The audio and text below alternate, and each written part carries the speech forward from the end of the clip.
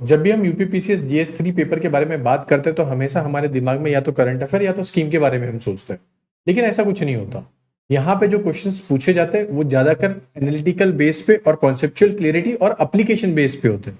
तो आज की इस वीडियो में मैं आपको ये बताने वाला हूँ कि कहाँ से कैसे कैसे क्वेश्चन आए हैं, कहाँ पे सबसे ज्यादा आपको प्रायोरिटी देनी चाहिए, और 2026 के लिए मोस्ट इंपोर्टेंट टॉपिक्स क्या क्या रहेंगे। इसी के साथ में कॉन्सेप्चुअल एनालिसिस कैसे होगा एप्लीकेशन बेस पे, और क्वेश्चन में जैसे डिस्कशन पूछा जाता है, एग्जामिन पूछा जाता है, क्रिटिकली एनालाइज पूछा जाता है, एग्जाम एक्सप्लेन, सजेस्ट, एलुसिडेट, तो ये जो पूछे जाते हैं ये कितने परसेंट यूज किए। तो आज का जो जीएस पेपर 3 का एनालिसिस है ये बहुत डीप एनालिसिस है।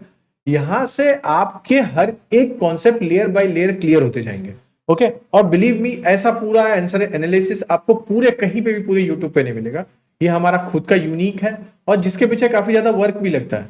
तो प्लीज प्लीज अगर वीडियो अच्छा लगता है ना तो लाइक शेयर सब्सक्राइब जरूर करिएगा, क्योंकि हमें जरूरत पड़ती है। अब बात है कि मैंने क्या 2021 से लेकर 2025 के पूरे क्वेश्चन पेपर को एनालाइज किया। लगभग हमारा 200 मैक्सिमम मार्क्स के क्वेश्चन होते हैं, 20 क्वेश्चन हर एक पेपर में आते हैं, और वर्ड लिमिट 125 से लेकर 200 के बीच में रहती है। ये तो हम सबको पता है। सेक्शन ए होता है, सेक्शन बी होता है, ये भी हम सबको पता है ना। अब सिलेबस मैपिंग कैसे होती है, तो यहाँ पे बहुत सिंपल चीज है। सिलेबस क्या क्या आ रहा है, पहला है इकोनॉमिक डेवलपमेंट आ रहा है, आर्थिक विकास, दूसरा एग्रीकल्चर फूड प्रोसेस आ रहा है, कृषि एवं खाद्य प्रसंस्करण आ रहा है, फिर साइंस टेक्नोलॉजी विज्ञान और प्रौद्योगिकी आ रहा है, और इंटरनेशनल सिक्योरिटी अंतरिक्ष सुरक्षा के बारे में आ रहा है। ठीक है, डिफेंस सिक्योरिटी फोर्सेस आ रही है, इंफ्रास्ट्रक्चर आ रहे हैं, इंफ्रास्ट्रक्चर और एनर्जी, डिजास्टर मैनेजमेंट है, और फिर इन्वायरमेंट है, एसडीजी है। तो अब अवसंरचना एवं ऊर्जा और आपदा प्रबंधन और पर्यावरण एवं एसडीजी के बारे में पूछा जा रहा है। सिलेबस आपको मैंने बहुत शॉर्ट में समझा भी दिया। अब 5 ईयर के क्वेश्चन जब पैटर्न एनालाइज हुए ना, अब सबको पता है कि यूपी के पहले क्वेश्चन आते थे 2022 तक, उसके बाद जब उनके डिफरेंट पेपर बन गए, पेपर 5 और पेपर 6, तो यहां से क्वेश्चन पेपर लगभग खत्म कर दिया गया, अब नहीं आ रहे। अब इकोनॉमिक्स के क्वेश्चन देख रहे हो आप कंसिस्टेंटली इंक्रीज हो गए, और इवन 2025 में आप देख रहे हो 8 क्वेश्चन इकोनॉमिक्स से पूछ लिया। और वो किस लिए पूछा, क्योंकि इकोनॉमिक्स के जो क्वेश्चन होते हैं यहाँ पे आपको इंटेलेक्चुअल थिंकिंग और आपकी एप्लीकेशन बेस जितना ज्यादा स्ट्रांग होगा उतना अच्छा यहाँ पे आप मार्क्स गेन कर सकते हो। इसीलिए ये क्वेश्चंस पूछा गया। लगभग 8 क्वेश्चन पूछे गए, फिर एग्रीकल्चर से 2, साइंस टेक से 3, और इंटरनल सिक्योरिटी डिफेंस से 5 क्वेश्चन पूछे गए, इंफ्रास्ट्रक्चर एनवायरमेंट से 1, डिजास्टर मैनेजमेंट से 1। मतलब अगर यहाँ पे आपका इकोनॉमिक्स, इंटरनल सिक्योरिटी और डिफेंस, और इसके साथ में साइंस टेक और एग्रीकल्चर, ये यहां पे आपको सबसे ज्यादा फोकस करना है। ये तो हमें समझ में तो आ गया। ये क्वेश्चंस है, जब आपको पीडीएफ मिलेगा एक एक क्वेश्चंस को अच्छे से खोल के पढ़िएगा। अब बात है कि ये पीडीएफ कहां मिलेगा, तो दोनों तरीका है। अगर तेजी से चाहिए, विद इन 24 आवर्स के अंदर चाहिए, तो हमारा ऐप है उससे डाउनलोड करिए, वहां पे मिल जाएगा। ठीक है, और या तो 1-2 हफ्ता तक रुकने के लिए रेडी हो तो फिर हमारे टेलीग्राम चैनल पे भी ये दिया जाएगा। ऐसा नहीं है कि टेलीग्राम चैनल पे नहीं दिया जाएगा। ठीक है, अब इकोनॉमिक्स के लिए तो मैं बता 25% वेटेज लेके चल रहा है। वहीं इंटरनल सिक्योरिटी और डिफेंस के लिए जो कि हमारा चल रहा है 23%, और वही साइंस एंड टेक्नोलॉजी के लिए 17% है, एग्रीकल्चर के लिए 14% है, इंफ्रास्ट्रक्चर इन्वायरमेंट के लिए 10% है, और UP direct question 8%। UP direct question तो अब पूछना बंद ही कर दिया, ये कैंसिल है। हाँ, लेकिन यूपी से आप रिलेटेड फैक्ट्स को यहां पे यूटिलाइज कर सकते हो बहुत अच्छे से रिसोर्सेज के साथ। अब सबसे ज्यादा फोकस कहां करनी चाहिए, ये हमारी सबसे बड़ी क्लियरिटी आनी चाहिए। पहली बात है इकोनॉमिक्स अर्थव्यवस्था पे और आंतरिक सुरक्षा, इंटरनल सिक्योरिटी और डिफेंस पे करना चाहिए। फिर उसके बाद ऐसे ऐसे करते हुए जाना है। जब आपको ये पीडीएफ मिलेगा तो आप ये सब चीज देख सकते हो। अब प्रेडिक्शन कैसे है, क्या हो सकता है, कैसे क्वेश्चन आए, तो जॉबलेस, अनएम्प्लॉयमेंट, इलास्टिसिटी के ऊपर से क्वेश्चन आ सकता है ना, कि रोजगारी विहीन वृद्धि के बारे में बता सकता है, एवं और जो भी हमारी एआई, इंडिया एआई हो गया, जीनोम एडिटिंग हो गया, इसके ऊपर से साइबर क्राइम, डिजिटल अरेस्ट, ये आप सबने सुना, land reform, income inequality, SDG, फिर नार्को टेररिज्म। जब मैंने 2024 तक एनालाइज किया था और मैंने बोला था कि 2025 में ऐसे क्वेश्चन में आएगा, सेम क्वेश्चन का पैटर्न रिपीट हुआ था। उसके पीछे रीजन क्या था कि हमने इसके पीछे एक प्रेडिक्शन लगाया था कि किस किस तरीके से चलेगा, जैसे हाई, मीडियम और एमर्जिंग विंड्स। तो अब ये कितने टोटल 6-18 लगभग 20 टॉपिक के आसपास आपको ऐसे मिलेंगे जहां पे आपको अपने मेंस के टॉपिक को बहुत अच्छे से एनालाइज करना है। बात है ये किन के लिए है, तो जो भी नया स्टूडेंट है उनके लिए भी, और जो स्पेशली 1-2 बार अटेम्प्ट दे चुका है यार, अब उनका मेंस नहीं क्लियर हो पा रहा, तो उनके लिए ये बहुत फायदेमंद करेगा। तो कॉन्सेप्ट में कि कॉन्सेप्ट और एप्लीकेशन वाले क्वेश्चंस बहुत देखने भी मिले थे, है ना। Define a concept, then ask how Indian applies, कैसे इंडिया अप्लाई कर रहा है, तो एसडीजी का यहाँ पे एग्जांपल डालना पड़ रहा था। कॉन्सेप्ट कहाँ कहाँ से हमने लिए इसके बारे में अच्छे से बताने पड़ रहे थे।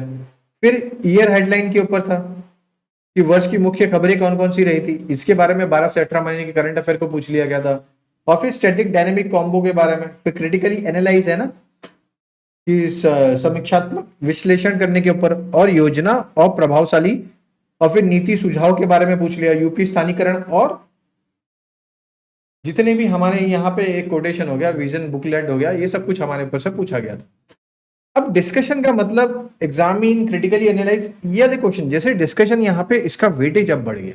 पहले ये बहुत कम हुआ करता था, अब वेटेज बढ़ गया। एग्जामिन का भी सेम चीज 18%, क्रिटिकली एनालाइज देख रहे हो। अब यहाँ पे जो क्वेश्चंस आ रहे हैं ना, लगभग यहाँ पे तक एवेल्युएट तक, ये सबसे ज्यादा पोर्शन कैरी कर रहा है। अब जो सबसे कम हो गया वो हो गया इल्यूसिडेट, है ना, make a clear, illuminate with light. तो अब यहाँ पे फैक्ट्स वैक्ट्स ज्यादा यूज, तो पहले होता था ना कि हम याद करके चले गए और हमारा अब चल जा रहा है, अब ऐसा कुछ नहीं। अब यहाँ पे आपको डिटेल में पढ़ना पड़ेगा, इसके साथ में आपको समझना पड़ेगा। लेकिन सर अब ये कैसे होगा, तो मैं एक सिंपल से, जो 12 मार्क्स के क्वेश्चंस आते हैं ना, यहाँ पे इंट्रोडक्शन और डेफिनेशन आप लिखते हो, कम से कम 30 वर्ड को लीजिए, इससे ज्यादा मत लीजिए। तो यहाँ पे आपको फैक्ट और डेटा बहुत अच्छे से होना चाहिए, है ना। और इसी के साथ में कोई भी वेग जनरलिटी मत लाइए, वो आपके बॉडी में आ जाती है। वहीं पे एग्जाम्पल पे आप जब चलते हो, इंक्लूसिव ग्रोथ क्या है, पर 11th प्लान क्या था हमारा, फिर उसके बाद इज ब्रॉड बेस्ड ग्रोथ और रीचिंग ऑल सेक्शंस, इसके बारे में हमें देख लेना है। सेम चीज है, डायमेंशन फिर आपको बताना पड़ेगा, अलग अलग डायमेंशन, कम से कम 4 से 5 या 3 से 4 डायमेंशन लिखी गई है। यूपी के कंटेक्स्ट को डालिए, फिर उसके बाद चैलेंजेस और एनालिसिस को डालिए, और लास्ट में वे फॉरवर्ड लिख के अपना खत्म करिए। जब इस तरीके से आप 12 मार्क्स वाले क्वेश्चन को हैंडल करते हो तो ज्यादातर अच्छा होता है।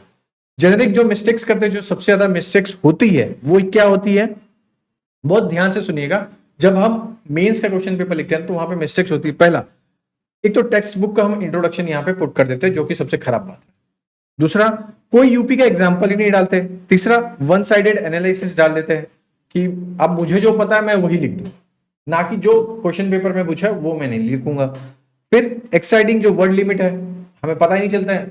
अब मुझे आ रहा है, मैं फटाफट लिखते चले गया, 2 3 4 5 पेज लग गया, भाई उसका कोई जरूरत ही नहीं था, नो डेटा नंबर है।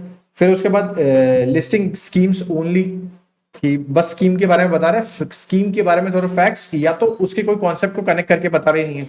अब स्कीम यहाँ पे आपका अप्लाइड नॉलेज आता है, जो आपको पता है, आपने उसके बारे में बताया है अच्छे से, तो स्कीम का एक फैक्ट बनता है। तो ये चीजें होती है। इन सबको ओवर पास करने का एक ही तरीका होता है ना, कि आप जितना डीपली इसे एक्सप्लेन कर पाए। मेरे कहने का मतलब ये हो जाता है कि जब आपके सामने मेंस का क्वेश्चन पेपर आता है, मुझे प्लीज कमेंट करके बताओ तो आपके दिमाग में क्या चलता है, कि मुझे जो पहला है वो मैं करूं, कि मुझे 1 2 3 से पढ़ना है। एक है। दूसरा, आपके दिमाग में आता है कि जब आप पेपर देखते हो, कि आप तुरंत लिखना चालू कर देते हो, या उसको पहले देखते भी हो कि मुझे क्या है, कैसे है, क्या है, वो है, कि मैं क्वेश्चन पेपर पढ़ता ही नहीं। आप एक बार अपना एक्सपीरियंस शेयर करिए। देखिए, आप अपना एक्सपीरियंस अगर कमेंट के थ्रू पे शेयर करोगे ना, आपको तो बेनिफिट होगा ही होगा।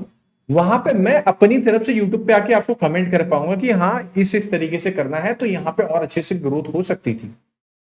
तो आप कमेंट करोगे तो आपको भी सीखने मिलेगा। और पीडीएफ तो है ही है। देखिए, मैंने लेयर बनाया है, इसके अंदर 6 लेयर बनाया है, जो फ्रेमवर्क का होना चाहिए जब भी आप आंसर लिखते हो। पहला क्या है कि डेफिनेशन और कॉन्सेप्ट में हमेशा एक तो इकोनॉमिक सर्वे, प्लान डॉक्यूमेंट और कमिटी को बनाइए, बताइए उसके अंदर। जब बताओगे तो अच्छा होगा।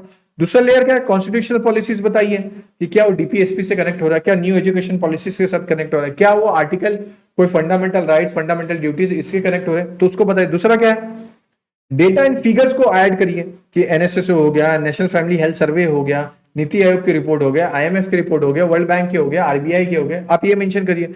स्कीम और इंस्टीट्यूशंस के बारे में बताइए, है ना, कि कोई भी स्कीम है उसके बारे में बताइए अच्छे से। फिर यूपी एंकर और एग्जांपल्स बताइए यूपी के संदर्भ में, और उसके उदाहरण कुछ कुछ दिखा दीजिए, और वे फॉरवर्ड करके करिए। ये आपके लेयर है। और मैं अभी बता रहा हूं, अगर मैं बोलूं कि आप इसका फोटो खींच के अपने दीवार पे कहीं लगा लोगे, नो डाउट है ये सबसे ज्यादा मदद करेगा। या तो जब पीडीएफ मिलेगा तो इस पर्टिकुलर पेज को उठा के, जहां पे भी आप आंसर राइटिंग करते हो, वहां पे बस आपको ये स्टिक कर लेना है कि ये आंसर राइटिंग का है, इस अप्रोच से मेरे को आंसर राइटिंग करनी है। मैंने पूरा एक लेयर आपके सामने प्रेजेंट कर दिया, अब सिर्फ आपको जाके आंसर राइटिंग की प्रैक्टिस करनी है।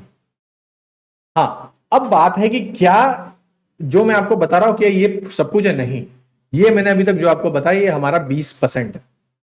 इसके आगे के जो 80% है ना, वो आपकी तरफ से जब मेहनत होती है, जब हमारा रिप्लाई आता है तभी होता है। इसी के लिए उत्तर शास्त्र करके एक बैच लाया गया है GS1 का, जिसमें मैंने इन चीजों को और डिटेल में और कॉन्सेप्चुअल वाइज और एक एक क्वेश्चंस को पकड़ के डिटेल में समझाया गया है PYQ को। आइए उसे बाय करिए। हर साल ऐसा मौका नहीं आता। GS 1 2 3 4 करके हम एक एक GS सब्जेक्ट को क्लियर करते हुए हर महीने चल रहे हैं। एग्जाम आने तक हम GS 3 या GS 4 तक हम कंप्लीट कर देंगे। तो अगर आप चाहते हो कि इस बैच को लो, तो हमारा डिस्क्रिप्शन में ऐप है, उस ऐप पे जाइए, उसे बाय करिए और ले लीजिए। उसके बाद हम इसके ऊपर आगे बढ़ेंगे। ठीक है, चलिए हम अब आगे बढ़ते हैं कि यूपी स्पेसिफिक डेटा के ऊपर से बात कर लेते हैं। जैसे GSDP है, इसके बारे में पता होना चाहिए। पर capital, agriculture, science and tech, infra के बारे में। AICT प्लान किया गया है, IT पॉलिसीज बनाई गई है, डिफेंस कॉरिडोर बनाया गया है। ये सब चीजें आप कहाँ पे यूज कर सकते हो, जब मैंने यहाँ पे 7 लेयर आपको बता रहा था, है ना। यहीं पे स्कीम और कोटेशन जो भी होता है, तो यहाँ पे देखिए इकोनॉमिक्स के ऊपर से PLI स्कीम है तो कितना इन्वेस्ट हुआ है, विश्वकर्मा स्कीम है तो कितना इन्वेस्ट हुआ है। अब ये फैक्ट्स है, जैसे आपके सामने दिख रहे हैं ना, ये एज इट इज आप जाके आंसर में लिख के देखो, आपका मार्क्स बढ़ेगा। क्यों? क्योंकि आपने फैक्ट्स को अच्छे से प्रेजेंट किया और फैक्ट्स को करेक्टली प्रेजेंट किया।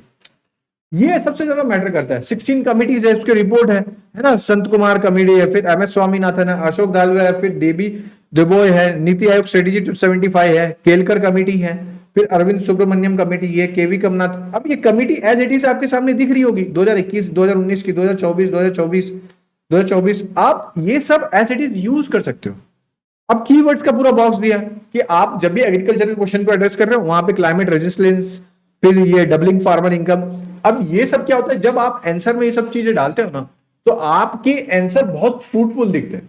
इसलिए बोलो ना, ये PDF आपका GS3 ना पूरा कंप्लीट एक स्टडी पैकेज है। अगर आप बहुत डिटेल में समझोगे ना इसे, बिलीव मी, आपका 90% प्रॉब्लम यहां पे सॉल्व हो जाएगा। कोई क्लासेस लेने की जरूरत नहीं पड़ेगी कि मैं लाखों रुपया के दे रहा हूं, ये कंटेंट मैं आपको फ्री में दे रहा हूं। हाँ, इसके ऊपर जो बेस बनाना है वो मैं अभी आपको ऐप पे दे रहा हूं। और ऐसा नहीं कि मैं वहां पे 10,000, 4,000, 5,000 मांग रहा हूं, मुश्किल से 1,199 रुपया आ रहा है बस। तो 1,200 में आप अपना GS1 पूरा मास्टर करके जाओगे। बिलीव मी, इसके बाद अगर आप किसी क्लासेस में जाके बैच भी लोगे ना, मैं इस चीज की गारंटी लेता हूं और मैं यहां पे खुला चैलेंज करता हूं कि इसके बाद से आपको कोई क्लासेस में जाके बैच लोगे, इस क्वालिटी का वीडियो और इस क्वालिटी के लेवल पे आपको कोई नहीं समझा पाए। आज तक सिर्फ UPSC में ये हुआ था, नो डाउट है, बहुत से ऐसे हैं बड़े अच्छे अच्छे कोचिंग है, उनको बीट कर दिया है इस UPPCS के। इस UPPCS में आज तक किसी ने नहीं किया, सिर्फ प्री का बैच बनाता है सब जन बस। ठीक है, हाँ, हमारा प्री का भी बैच है जो कि 5 से 6 महीने तक चल रहा है। प्लीज अगर इंटरेस्टेड हो तो आके बाई करिए, लिमिटेड टाइम ऑफर है, फिर वो भी टाइम चल जाएगा क्योंकि आज के दिन के लिए है बस। अब टॉप 25 है, GS3 के टॉपिक्स हमने बहुत अच्छे से समझ लिए थे। तो इंक्लूसिव जो मैंने बताया था आपको, मैं दूंगा ही। देखिए 25 टॉपिक्स है ये। इस टॉपिक्स के ऊपर सबसे ज्यादा आपको ध्यान दे रहे हैं, चाहिए तो आप बुक में लिख लीजिए, कुछ भी कर लीजिए, बहुत ज्यादा अच्छा रहेगा अभी। जैसे मैं एक एग्जांपल के तौर पे चलते हैं, जैसे कि हम इंक्लूसिव ग्रोथ के बारे में बात करते हैं, है ना। अब इंक्लूसिव ग्रोथ के बारे में की डेटा क्या है, GDP कितना है, 7.2% है। मल्टी पॉवर्टी इंडेक्स कितना, 11.28% है। नीति गिनी कोएफिशिएंट कितना चला, 35.7 है। फिर फीमेल और LFPR कितना है, 41.7% है। फिर टॉप 10% होल्डिंग है, 57% ऑफ द वेल्थ है। 90% वर्कफोर्स इनफॉर्मल सेक्टर में है। तो ये सब क्या, ये फैक्ट है जब आप इंट्रोडक्शन में डालोगे। फिर पॉलिसी फ्रेम में DPSP आर्टिकल नंबर 38, 39 आपने डाल दिया। इकोनॉमिक सर्वे, देख रहे हो आपके क्वेश्चन का लेवल और आपके एक्सप्लेनेशन का लेवल कितना ज्यादा उठ गया। मेरे ख्याल से जब मैं ये बता रहा फैक्ट्स, अगर आप एज इट इज यूज करते तो क्या अच्छा नहीं होगा। आप ये आपको दिख रहा है, अब एज इट इज आपको हर एक GS के बाद आपको ये चीजें मिलेगी। जब आप हमारा GS1 का बैच लेते हो तो उसमें इस तरीके से आपको डिटेल में कवरेज मिलता रहेगा। मैं ये नहीं बोल रहा कि वो लोगों ही तो सक्सेस हो जाएगा, उसका मैंने काम यहाँ पे किया है। मैं बस वहां पे इतनी मदद कर पाऊंगा, जब आप लिख के हमारे पास भेजोगे तो हम देखेंगे। मैं अपना PYQ कैसे एनालाइज कर रहा हूं, मैं वो बताऊंगा आपको, तो वहां से होगा। अब मैं यहाँ पे जो आपको बता रहा हूं, मैं बता रहा हूं, नो डाउट है, लेकिन मैं वहां पे एक एक क्वेश्चंस को पकड़ के आपको समझाऊंगा कि यहाँ पे ये फैक्ट्स डालना था, यहाँ पे इंट्रो में ये लिखना था, यहाँ पे स्कीम्स ये ऐड करनी थी, है ना। अब आता है की डेटा, सेम चीज है। देखिए जॉबलेस ग्रोथ के ऊपर है, सेम चीज मैंने यहाँ पे एक ही डेटा को यहाँ पे भी यूज किया। अब कॉजेस क्या है, कैपिटल इंटेंसिव ग्रोथ है, ये कीवर्ड्स हो गया आपका। ऑटोमेशन हो रहा है, देखिए सर्विस लीड ग्रोथ हो रहा है, लो लेबर है, फिर स्किल मिसमैच हो रहा है, एमएसएमई क्रेडिट क्राइसिस आ रहा है और प्री मैच्योर डी इंडस्ट्रियलाइजेशन हो गया है। अब मैं बताओ प्री मैच्योर डी आर्टिफिशियल इंटेलिजाइजेशन हो गया। अब ये एक नया कॉन्सेप्ट है, आप इसको कीवर्ड्स में यूज कर लीजिए, है ना। एक्सपर्ट व्यूज क्या क्या है, जैसे रघुराम राजन के क्या चल रहे थे, उन्होंने एक चीज बताया था, फिर अरविंद सुब्रमण्यम जी का एक था, फिर नीति आयोग का स्किल 4.0 इसेंशियल हो गया है। अब यूपी कंटेक्स्ट में देखिए, यूपी लेबर फोर्स कितना है, 22 करोड़ है। हर साल कितने लोग माइग्रेट, और स्पेशली 2 करोड़ लोग तो कोविड के बाद तो रिटर्न हो गया है। फिर एमएसएमई में 90 लाख है, लगभग हम फर्स्ट रैंक पे आते हैं तो भी हमारे यहाँ पे है। और वन डिस्ट्रिक्ट वन प्रोडक्ट है, जिसमें लगभग 4 लाख जॉब क्रिएट हुई है, और डिफेंस कॉरिडोर तो है ही है, 1 लाख जॉब क्रिएट होने के लिए यहाँ पे बात हो रही है। ये सब चीजें आपने बताया। लास्ट में जो सबसे ज्यादा सबको कंफ्यूजन होता है वो होता है वे फॉरवर्ड क्या लिखे।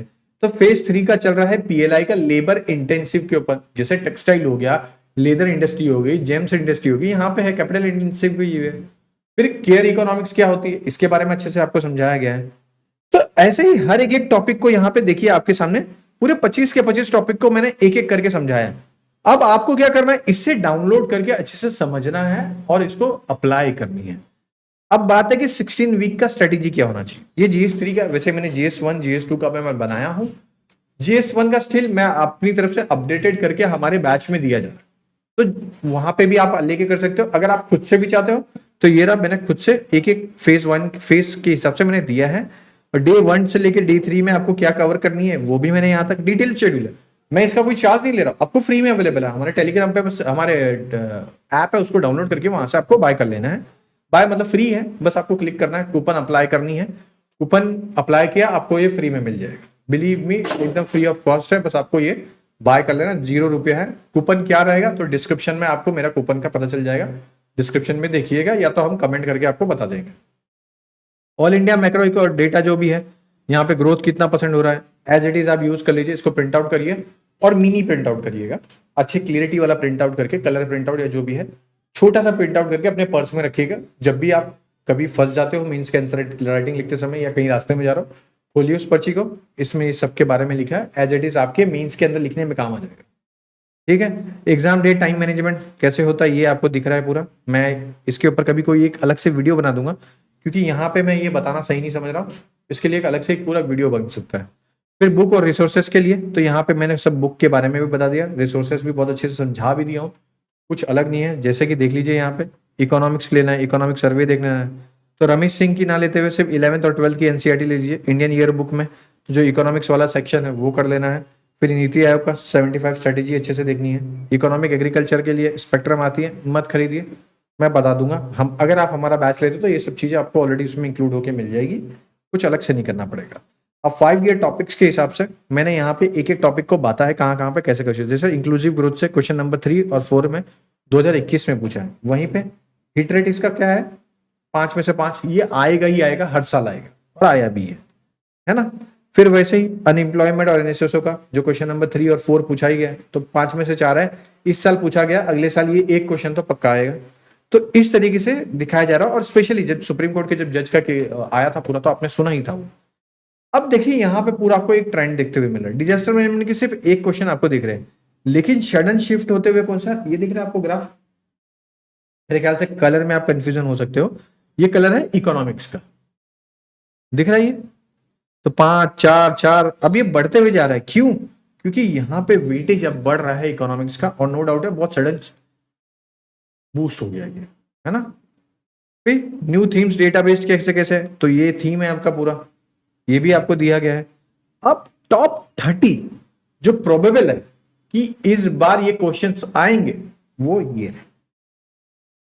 अब इसका भी प्रिंट आउट कराना है, छोटे प्रिंट आउट करके अपने पर्स में रख लीजिए, मदद मिलेगी।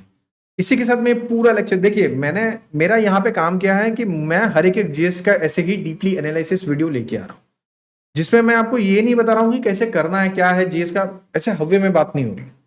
फैक्ट्स के साथ, फिगर्स के साथ और प्रेजेंटेशन के साथ मैं आपके सामने लेके आ रहा हूं, ताकि आपके भी कॉन्सेप्ट की क्लियरिटी हो, है ना कि मैं आ रहा हूं यहाँ पे बता दो इतने घंटे ये पढ़ लो, ना ना ना, यहाँ पे मैं बता रहा हूं कि किस तरीके से करना है, और उसका कोई चार्ज भी नहीं ले रहा। बिलीव मी, यही चीज को चार्ज लेने के लिए लोग है ना लाखों रुपया ले रहे हैं आपसे, मैं यहाँ पे आपको सिर्फ फ्री में बता रहा हूँ, तो प्लीज सपोर्ट करिए। अच्छा लगता है ना चैनल, तो अपने दोस्तों के बीच में शेयर कर। आप जितना ज्यादा शेयर करोगे उतना उन लोग अवेयर होंगे। गरीब लोगों के पास पहुंचेगा ना, तो वो ये चीजें फ्री में मिली हुई चीजों को, मैं जब अपना कभी कभार कमेंट देखता हूँ ना टेलीग्राम पे, तो वहां पे मुझे रियलाइज होता है कि मैं बहुत ज्यादा हेल्प कर रहा हूँ लोगों की, और मुझे बहुत अच्छा लगा। तो प्लीज आपका दोस्त अगर कोई गरीब है, वो बैच नहीं ले रहा है, कोई दिक्कत नहीं है मुझे ऐसा नहीं कि मैं बैच ही बेचने आया हूँ। ये सब चीजें मैं आपको फ्री में दे रहा हूँ, और ऐसी ही चीजें अब मिलेगी, है ना। तो प्लीज अगर वीडियो अच्छा लगता है तो लाइक शेयर सब्सक्राइब करिए। ओके दोस्तों, चलिए, जय हिंद।